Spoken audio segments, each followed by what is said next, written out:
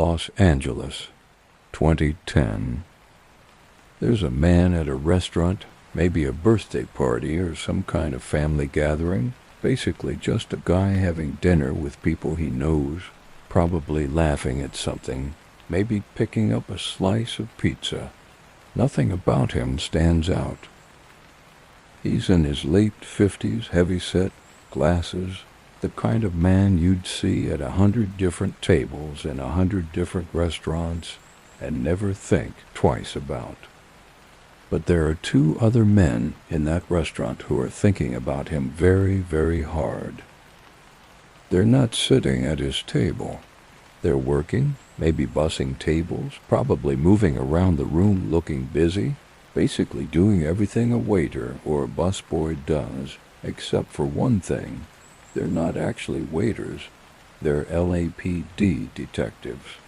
And they've been watching this man for weeks, following him, documenting his movements, building a case around a DNA profile they've had for years but could never attach to a face. Until now. The man finishes his pizza, sets the crust down on the plate, the way you do when you're done, maybe wipes his hands, probably goes back to whatever conversation he was having. He doesn't notice when one of the detectives moves toward the table, doesn't notice when the pizza crust disappears into an evidence bag. He goes home that night thinking nothing has changed.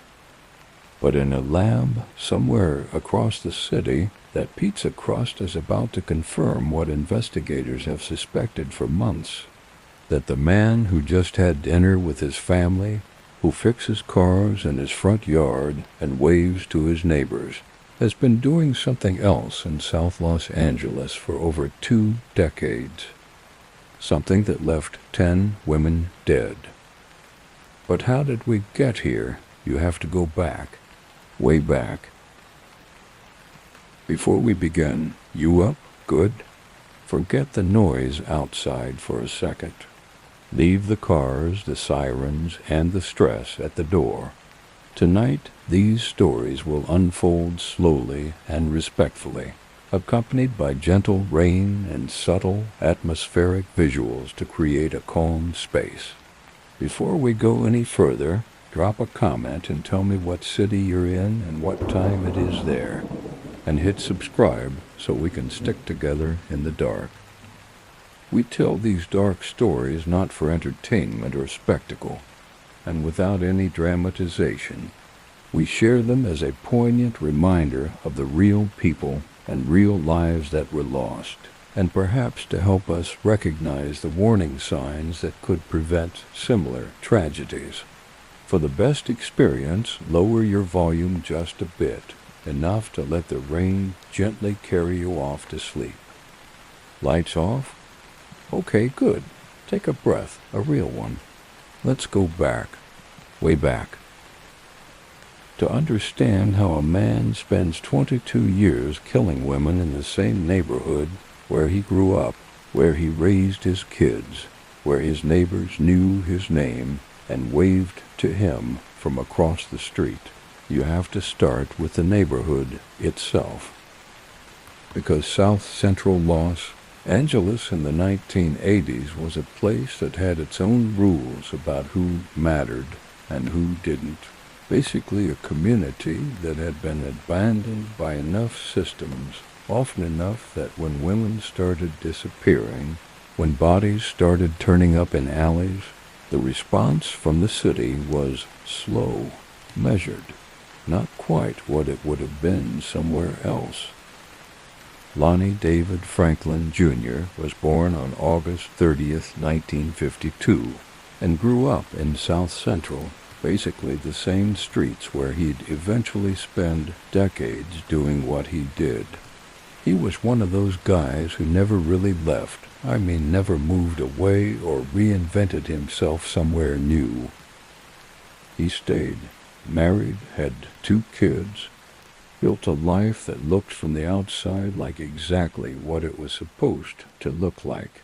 A working-class guy in a working-class neighborhood, fixing cars in his front yard on weekends, maybe chatting with whoever walked past.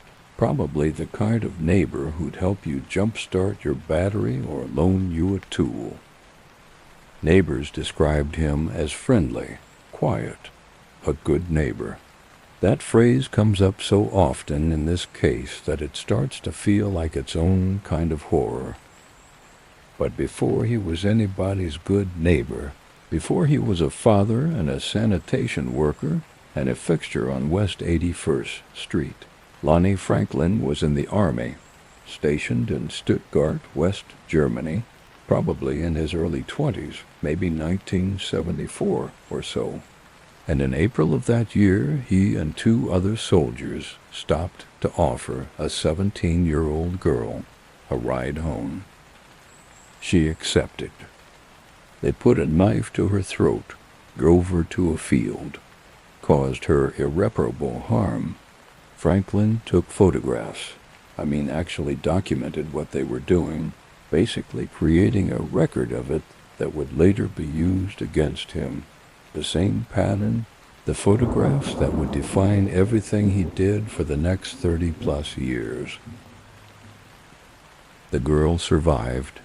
She was smart about it, maybe played along enough to get his phone number, probably knowing that was the only way out of that field alive.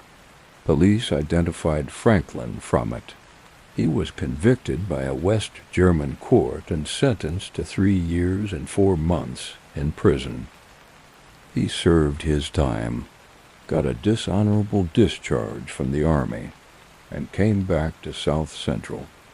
Think about that sequence of events. Really sit with it. He's convicted of a severe felony in Germany in his early 20s, comes home, and the trajectory of the rest of his life proceeds essentially without interruption.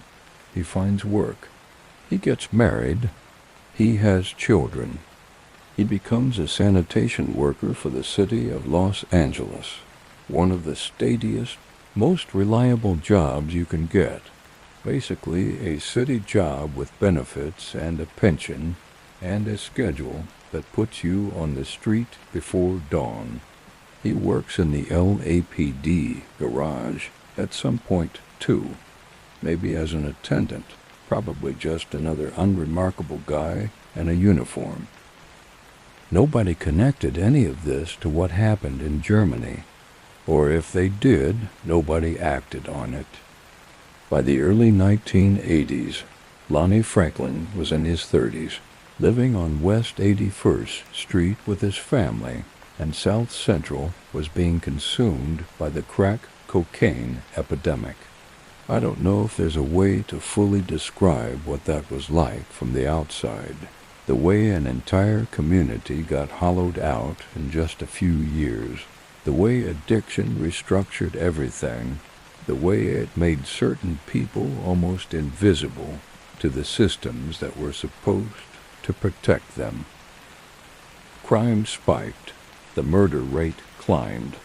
In 1985 alone, there were nearly 800 homicides in the city of Los Angeles, basically a number that makes everything individual disappear into statistics. And in this environment, women who were using drugs, women who were working the streets, women who were already living at the margins, they were dying, a lot of them. South Central during the crack epidemic was brutal in ways that are hard to overstate, and some of those deaths were connected to each other, connected to the same man, and nobody knew. Or nobody was looking hard enough to see. Franklin understood something, maybe intuitively, probably developed through years of operating in the same neighborhood he'd always lived in. He understood which women the system would look for and which women it wouldn't. The women he targeted were black, almost all of them. Many struggled with addiction. Some were involved in the sex trade, and in 1980's South Central, those women could disappear, and the response from the LAPD was, I don't know how else to put this, not what it would have been for other women in other neighborhoods. Families went to the police, made reports, asked questions, and for a long time, basically, they were met with the kind of response that told them their daughters and sisters weren't a priority. If they're using drugs, they'll come back when they're ready.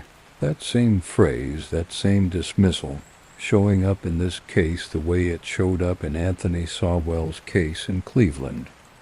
Like a policy, like something that had been decided somewhere and filtered down to the people doing intake at police stations. The women who died weren't nameless to their families.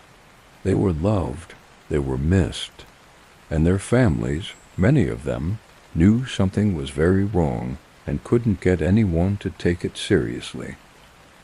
Deborah Jackson was 29 years old. She was found in a South Central alley on August 10, 1985, basically the first confirmed victim, though investigators now believe Franklin had possibly been doing this before her. Her body was covered in debris, left there like garbage, which is maybe the detail that haunts this case more than any other. Not just that he killed them, but the way he disposed of them.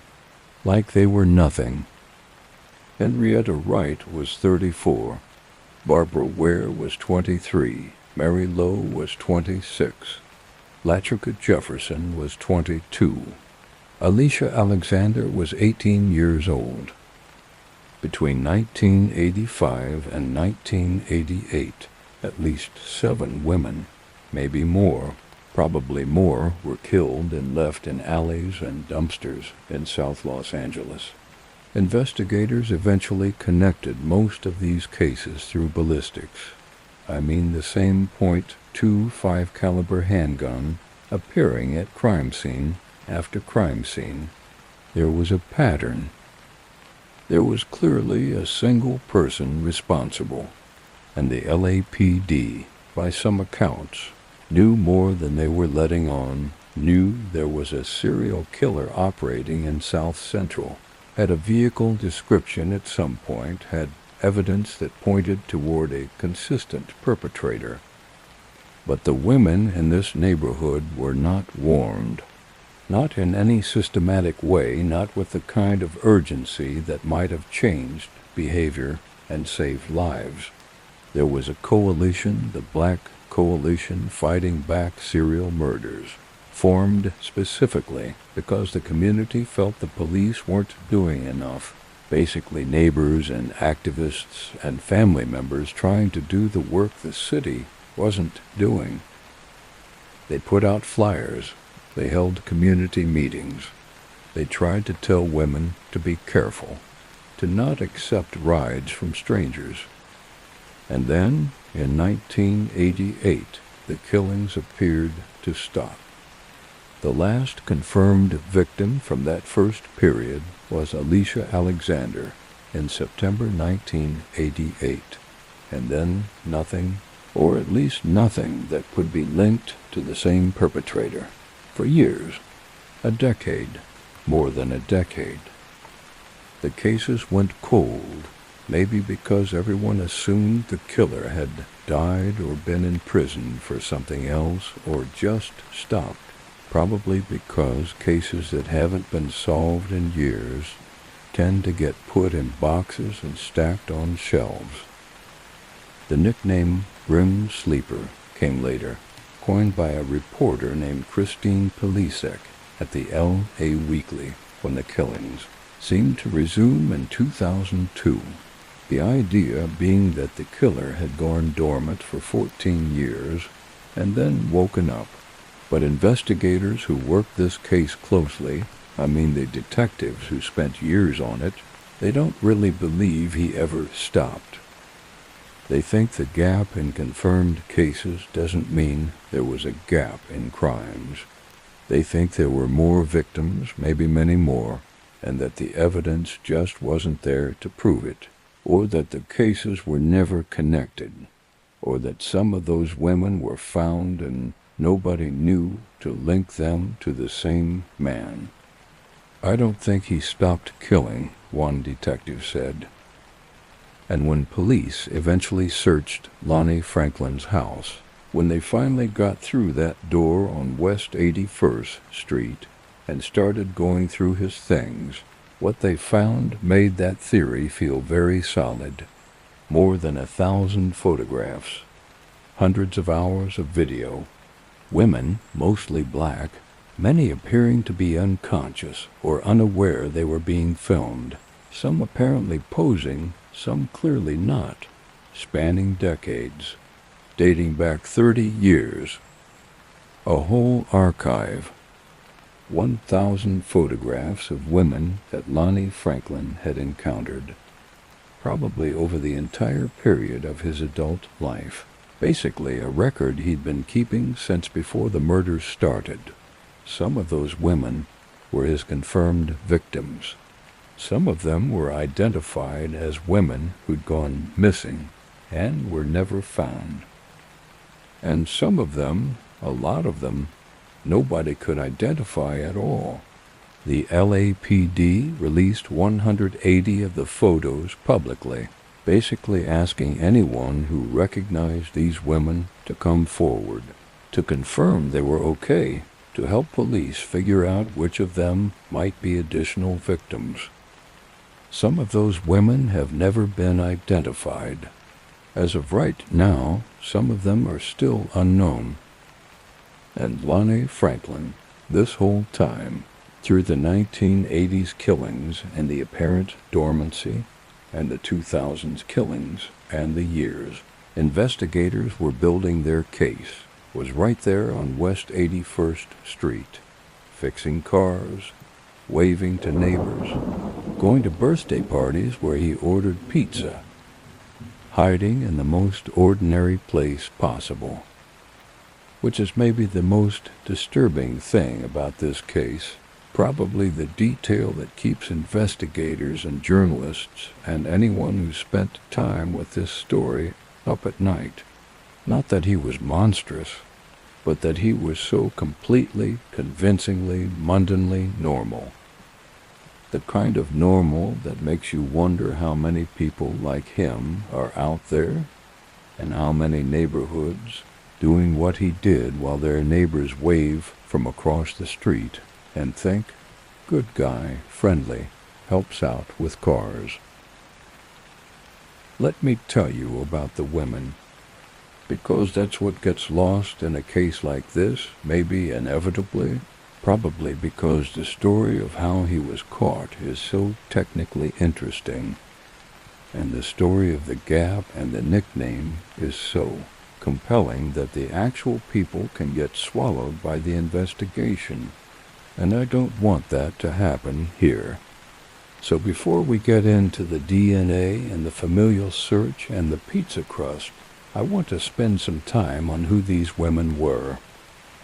Deborah Jackson was 29 years old. She was found in a South Central alley on August 10, 1985. Basically the first confirmed victim, the one whose case opened what would become a years-long investigation that the LAPD would handle, maybe not as urgently as it should have been handled. I don't know much about Deborah Jackson's life beyond the basics the record gives you: where she was from, how old she was, where she was found. And that's its own kind of tragedy. I think the way the record compresses a person down to those few facts. Henrietta Wright was 34, found the following year, August 1986, in another alley not far from where Deborah Jackson had been found. Same neighborhood, basically the same pattern. A woman discovered by someone who happened to walk past, covered in debris, left like she was nothing. Barbara Ware was 23 years old. January 1987. Mary Lowe was 26, found in November of the same year. Latrica Jefferson was 22, January 1988. Alicia Alexander was 18 years old. 18, found in September 1988. Think about that range for a second. 22, 23, 18. Women at the beginning of their adult lives, maybe with kids at home, probably with people who loved them and noticed immediately when they didn't come back.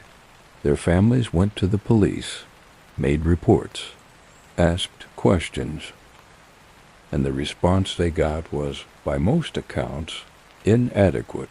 The same pattern we've seen in other cases, the same institutional assessment that certain women's disappearances were lower priority, that women who struggled with addiction or worked in the sex trade would probably turn up eventually, that this wasn't the kind of thing that required urgency. Margaret Prescott founded an organization called the Black Coalition Fighting Back Serial Murders, specifically because of what was happening in South Central during this period. She spent years trying to get the LAPD to take these cases seriously, basically doing the work the city should have been doing. She put out information. She held meetings. She told women in the neighborhood to be careful. And she did all of this while the police, according to her and others in the community, had more information than they were sharing, had a vehicle description, had evidence pointing toward a consistent perpetrator, and weren't warning the women who were most at risk. I don't know exactly what the LAPD knew and when they knew it. The full picture probably still isn't public. But what I do know is that the Black Coalition existed, that it existed because the community didn't feel protected, and that it was right not to feel protected, because the killings continued. And then, in November 1988, something happened that almost ended the whole thing. Anietra Washington was 30 years old. She was a mother of two, not involved in the sex trade. Basically just a woman walking to a friend's house on the evening of November 19th, when a car pulled up beside her. The driver offered her a ride. He seemed harmless, maybe the kind of offer you'd accept without thinking twice on a normal evening in your own neighborhood. She got in. What happened next? I'm going to tell you only what you need to know, which is that Anietra Washington suffered a life-threatening injury and left for dead. She survived. She got out of that car, maybe barely, probably through a combination of will and luck that she herself has said she still can't fully explain. And here's the detail that matters. As she was losing consciousness, she saw her attacker take a photograph of her. A Polaroid, just documenting it.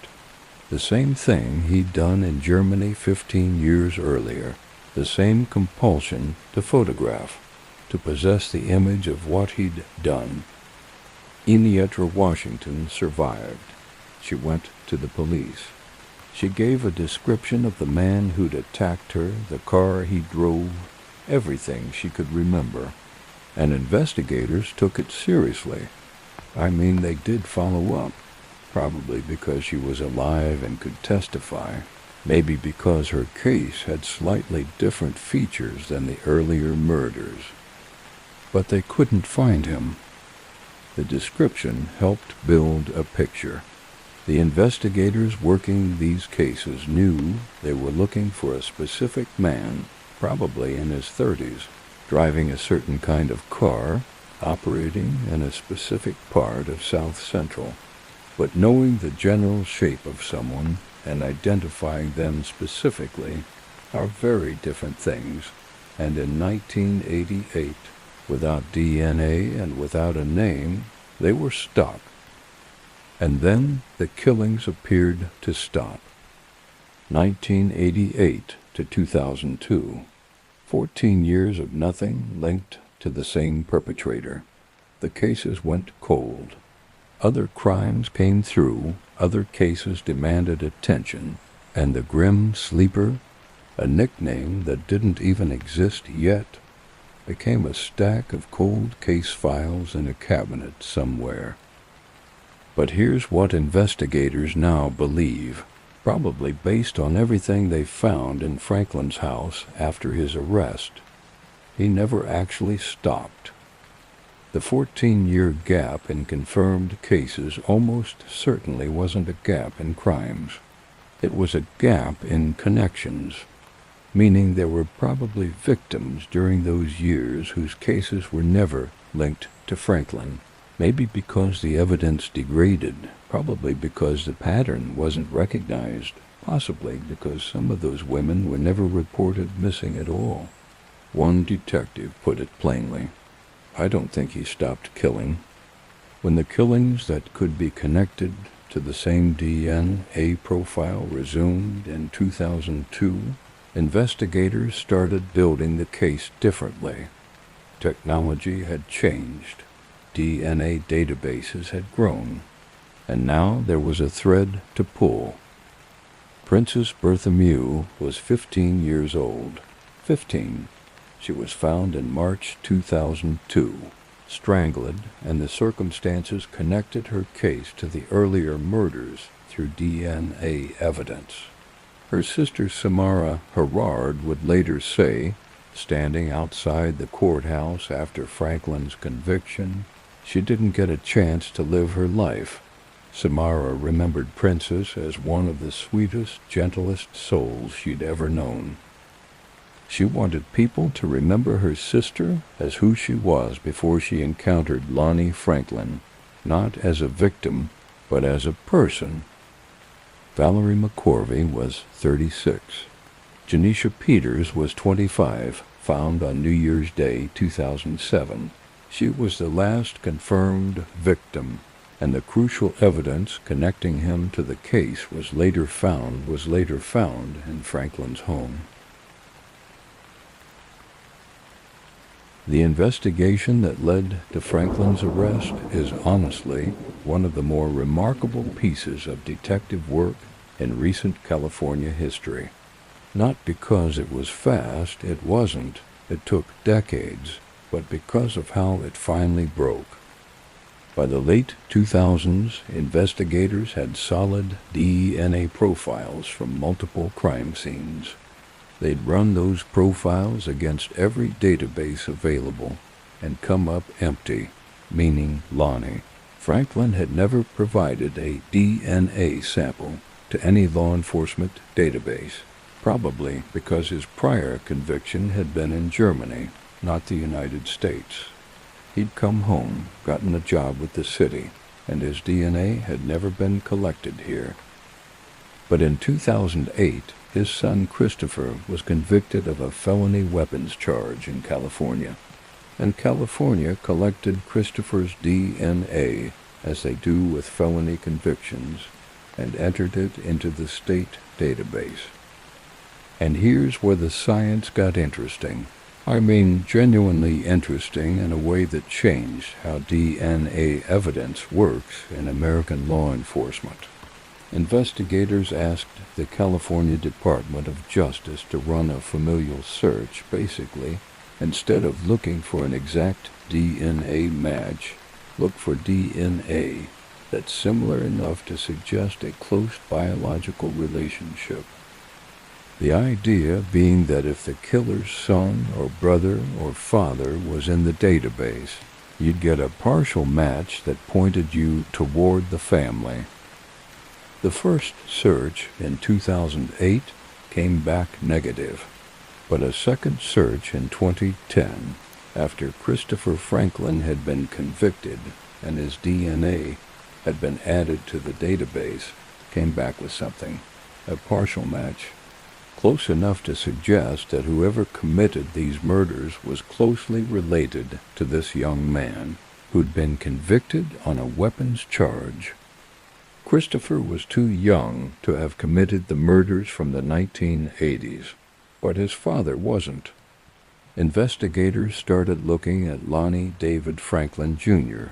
They mapped his addresses against the crime scenes, maybe found that he'd been in the right places at the right times, probably confirmed that his background and profile fit what they knew about the killer, and then they needed his DNA to confirm it, which is where the restaurant comes in, the birthday party, the pizza. An undercover LAPD detective showed up at a restaurant where Franklin was attending a gathering. Just walked in and started working, posing as a waiter, collecting plates and glasses from Franklin's table. The pizza crust he set aside, the one with Franklin's saliva on it, was sent to the lab. The DNA matched multiple crime scenes, multiple victims, decades of killings connected to the man on West 81st Street who fixed cars and waved to his neighbors. On July 7, 2010, police arrested Lonnie David Franklin Jr. at his home. He'd been living there the whole time, right there in the same neighborhood, same street, same house. While cold case files sat in cabinets and families waited for answers in Enetra, Washington, lived with what had been done to her for 22 years, the man responsible was a few blocks away, probably out front working on somebody's car. When investigators executed the search warrant at 1728 West 81st Street, they found what I described at the end of the last section. The photographs, the videos, the archive Franklin had been keeping for decades. But they also found the critical evidence linked to the later cases. They found jewelry and ID cards that may have belonged to victims. They found, basically, a house full of evidence that had been sitting there in plain sight while the investigation looked everywhere else. 1,000 photographs. Some of those women have been identified. Some of them are confirmed victims. Some of them are women who are still out there, who came forward after the LAPD released the photos publicly and said, yes, that's me, I'm okay.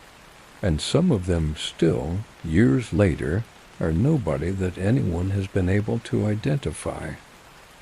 Police Chief Charlie Beck said at the time, Lonnie Franklin's reign of terror in the city of Los Angeles, which spanned well over 2 decades, certainly needs to be investigated further. Well over 2 decades.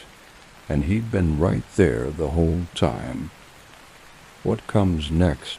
The trial, the moment he laughed at photographs of dead women, and what happened to him before the state could execute him? That's where this story takes its final turn. The trial began in 2016, 6 years after Franklin's arrest, which is maybe longer than it sounds. 6 years of pre-trial hearings and motions and delays. 6 years of families waiting for a courtroom date. 6 years of Enetra, Washington knowing she was going to have to sit in a room with the man responsible for her trauma and tell a jury what happened.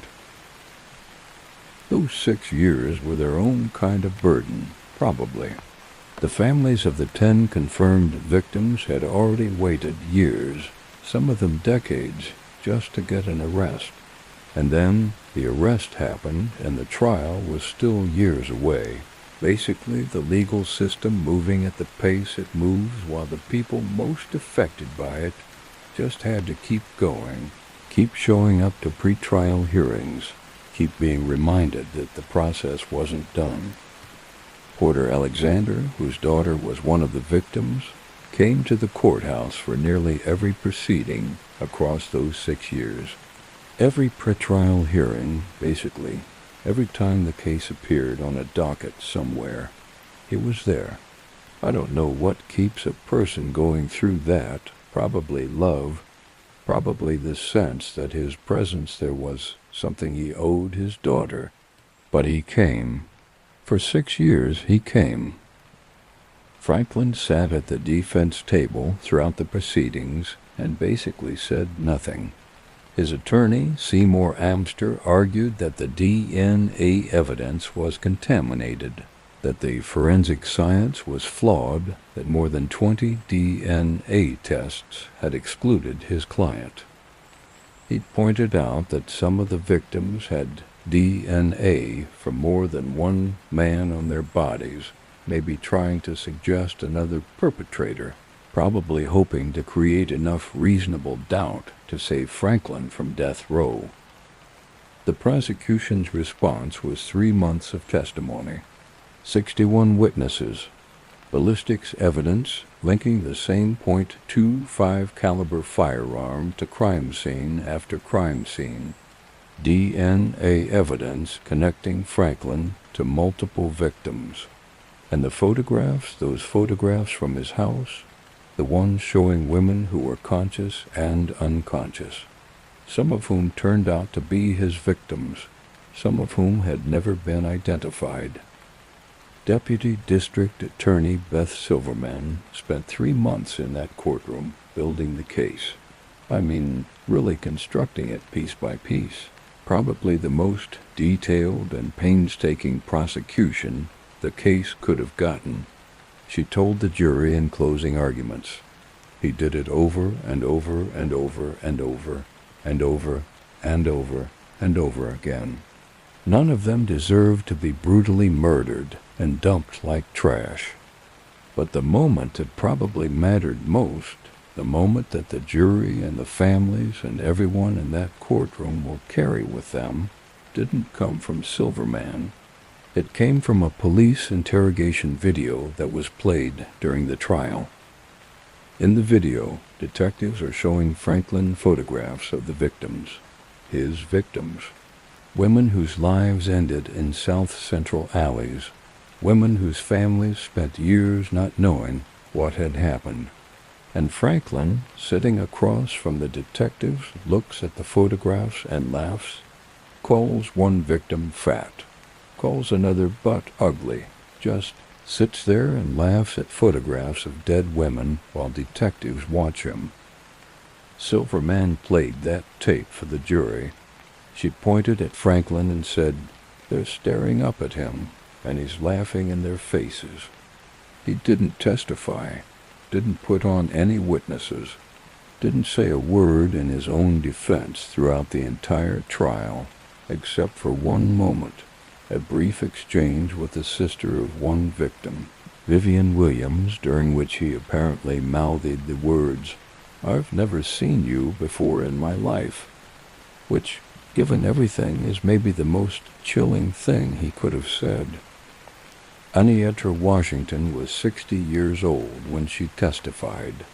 She'd been waiting 22 years for this moment, waiting since 1988, when she got into a car on a November evening and nearly didn't get out. She described her attacker to police over and over across those decades, maybe wondering if it would ever matter, probably doubting at times that the man would ever be caught. He was caught, and now she was in a courtroom a few feet away from him, telling a jury exactly what he'd done. She described the night in detail, the ride, the moment everything changed, looking up and seeing him take a Polaroid photograph of her as she lost consciousness. That photograph, the one she described from her memory in 1988, was found in Franklin's house when police searched it in 2010, 22 years after she'd told detectives about it. They held it up as evidence. Here is the photograph she described. Here is the man who took it. Here is the DNA that places him at the scenes of 10 murders. The jury deliberated for less than 2 days. On May 5, 2016, Lonnie David Franklin, Jr. was convicted on all counts. 10 counts of first-degree murder, 1 count of attempted murder. The jury found the special circumstance of multiple murders to be true, which meant the penalty phase would determine whether he lived or died.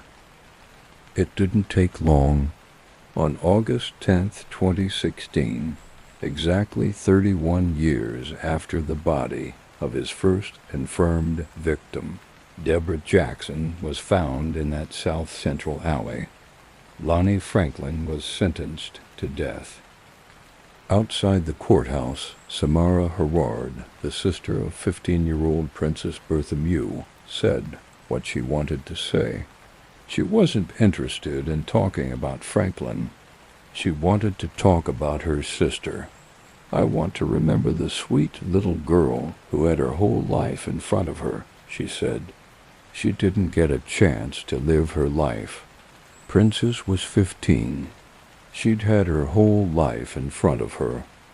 Franklin went to death row at San Quentin State Prison.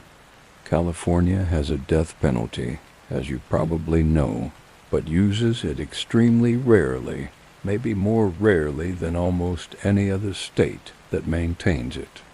By the time of his conviction, California hadn't executed anyone in over a decade. The legal challenges, the appeals, the moratoriums, death row in California tends to mean dying in prison of something other than a lethal injection. And that's exactly what happened. On March 28, 2020, Lonnie David Franklin Jr. was found dead in his cell at San Quentin. No signs of trauma on his body. The cause of death was never publicly released. I mean, the prison system didn't say what killed him. Maybe because of privacy rules around medical information, probably because nobody was particularly eager to explain the circumstances in detail. He was 67 years old. He was never executed. The state sentenced him to death, and then he just died. Before any needle was ever prepared, before any execution date was ever set, he was gone, found in his cell one morning, basically the same way a lot of people on California's death row end up dying.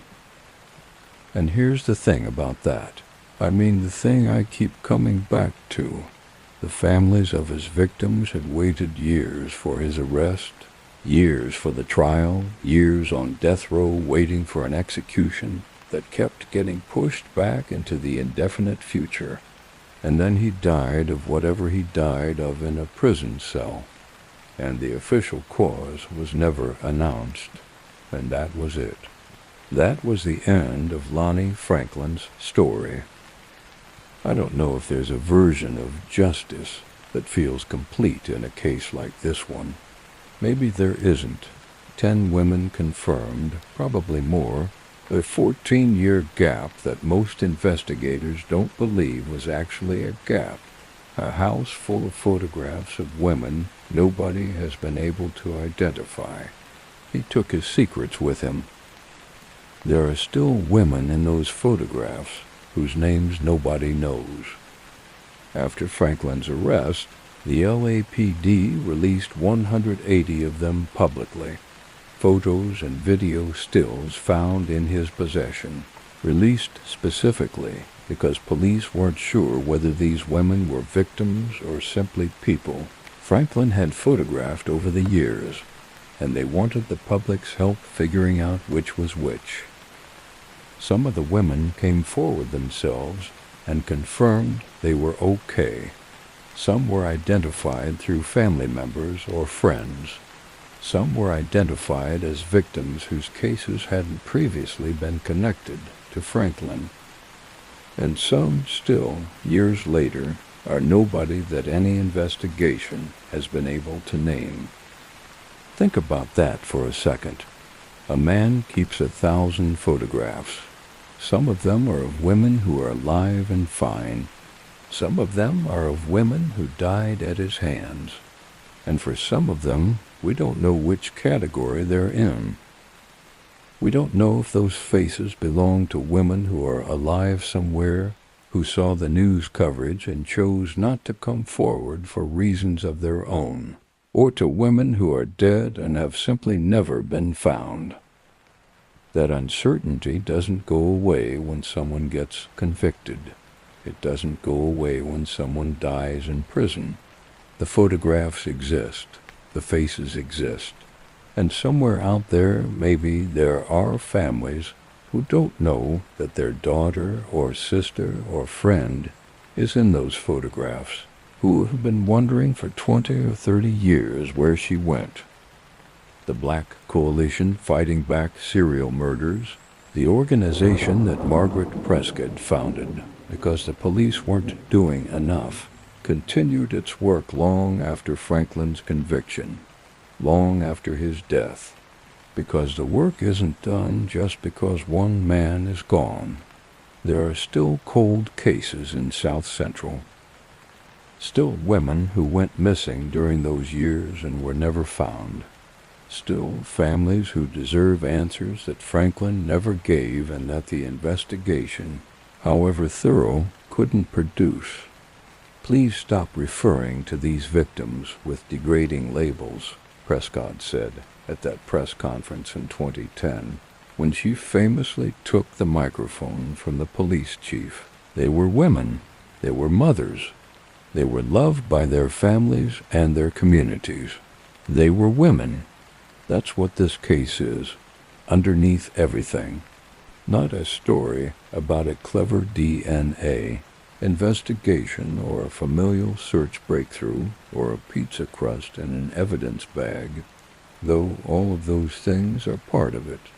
It's a story about what happens when a community decides or allows certain women to be less visible, less protected, less worth urgency. And it's a story about what a man who understood that decided to do with that knowledge for over 2 decades.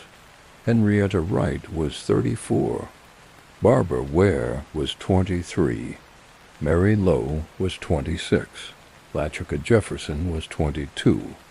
Alicia Alexander was 18. Princess Bertha Mew was 15. Valerie McCorvey was 36. Janisha Peters was 25. And Ennietra Washington, who survived, who waited 22 years, who sat in that courtroom and told the jury what she saw, she's still here, still carrying it, still the only person who can say, I was in that car and I got out. That matters too, maybe more than anything else in this story. The fact that she survived, that she told the truth, that 22 years later her testimony helped put him away. She did that. After everything that happened to her in 1988 and in that courtroom in 2016, she did that. And the women whose names we still don't know, the ones in those photographs who haven't been identified, they deserve someone to keep looking. The work isn't finished just because Franklin is gone. Deborah Jackson was 29. Henrietta Wright was 34. Barbara Ware was 23. Mary Lowe was 26. Latrica Jefferson was 22. Alicia Alexander was 18. Princess Bertha Mew was 15. Valerie McCorvey was 36. Janisha Peters was 25. Their names, and Ennietra Washington, who got out of that car, still here and still owed the truth. So that's the story. Lonnie Franklin, West 81st Street. 1,000 photographs in a house where nobody thought to look for 22 years, basically sitting there while cold case files, stacked up in cabinets and families, went to police stations and got told their daughters would probably come back when they were ready. He's gone now, died in his cell in 2020, never executed. Maybe that bothers you, and maybe it doesn't. What bothers me is the other thing. The photographs nobody's been able to identify yet. The women whose faces are in those images and whose names are still unknown. That's the part that isn't finished. That's the part that stays with you after the verdict and the sentence and the death in the cell. Their names, That's all I keep thinking about. Their names. Deborah, Henrietta, Barbara, Mary, Latrica, Alicia, Princess, Valerie, Janisha, and Innietter Washington, who survived, who waited 22 years and sat in that courtroom anyway. Who did that? Anyway, it's raining now, probably has been for a while, that kind of rain that just settles in and makes everything outside sound far away and soft. Maybe you can hear it where you are. Maybe it sounds different than it did an hour ago. It's okay to sleep. It's okay to let this one go for tonight. If you made it all the way here, if you're still with me, drop a camera in the comments. I want to know who stayed until the end of this one. And if this is where you come when the night gets long, hit subscribe. There are more stories. There always are. The rain keeps falling.